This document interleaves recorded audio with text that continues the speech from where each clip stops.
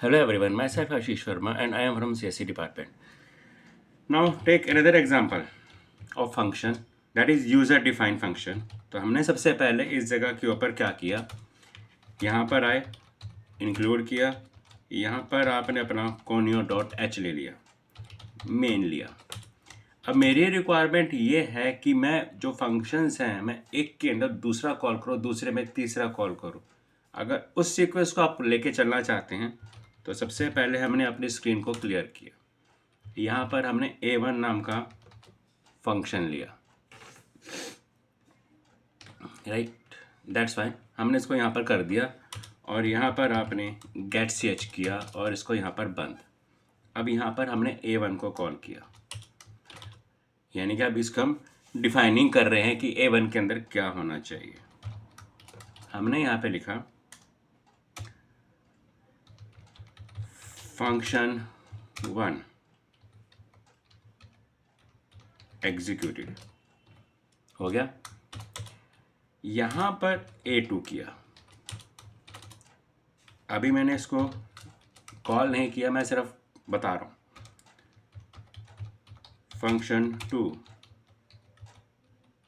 Executed हो गया। यहाँ पे एक और a3 हमने इस जगह पे किया, न्यू लाइन में फंक्शन 3 एग्जीक्यूटेड। ये देखिए, अभी आपने इस जगह के ऊपर क्या किया, अगर मैं यहाँ पर इसको एग्जीक्यूट करूँ, देखिए मैंने अगर कंट्रोल F9 किया, फंक्शन 1 है क्योंकि कॉल सिर्फ a1 हो रहा है। देखिए मेन के अंदर a1 है। अब मैं यहाँ पे क्या, फंक्शन के अंदर मैं दूसरा फंक्शन यहाँ पर कॉल कर रहा हूँ। a1 ने क्या किया, कॉल किया a2 को, राइट। अब a2 आ गया, a2 ने क्या कॉल किया, a3 को, यानी कि मैं a फंक्शन के अंदर दूसरा फंक्शन को एग्जीक्यूट कर रहा हूँ। सामने देखिए, ये आपके पास तीनों फंक्शन मेरे साथ एक साथ एग्जीक्यूट हो गए।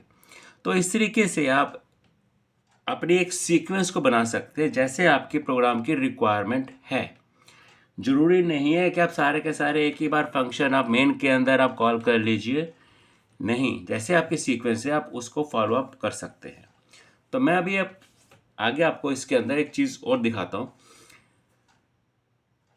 अगर हम इस प्रोग्राम को थोड़ा सा मॉडिफाई करें, मॉडिफाई मीन्स हम इसके थोड़े से चेंजेस करें।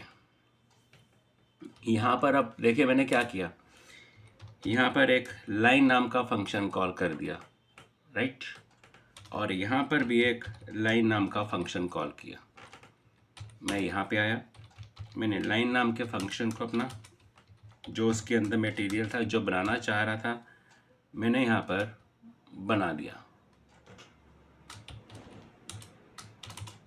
चेक करें, कंट्रोल F9 किया, ये लीजिए। क्यों ये दो बार ऊपर नीचे क्यों आया, कारण देखिए, सबसे पहले हमने जब इसको एग्जीक्यूट किया है, a1 से पहले मेरा लाइन ख़त्म होगा, फिर a1 चलेगा। जब a1 ने क्या किया, आपका फंक्शन 1 एग्जीक्यूट किया, वो लाइन लिखने के बाद आपका क्या एग्जीक्यूट हुआ, a2 ने क्या किया, फंक्शन 2 एग्जीक्यूट किया, फिर उसने क्या किया, a3 कॉल किया, a3 ने क्या किया, फंक्शन 3 एग्जीक्यूटेड, उसके बाद बंद है।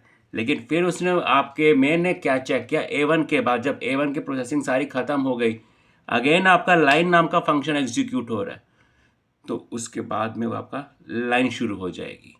ये नहीं है कि हर फंक्शन के बाद लाइन है कि नहीं, क्योंकि a1 से पहले और a1 के बाद है। a1 के अंदर आपकी जितनी मर्जी प्रोसेसिंग हो, डजेंट मैटर, वो उसको फॉलो अप करके चलेगा और उसको एग्जीक्यूट करेगा स्टेप्स को।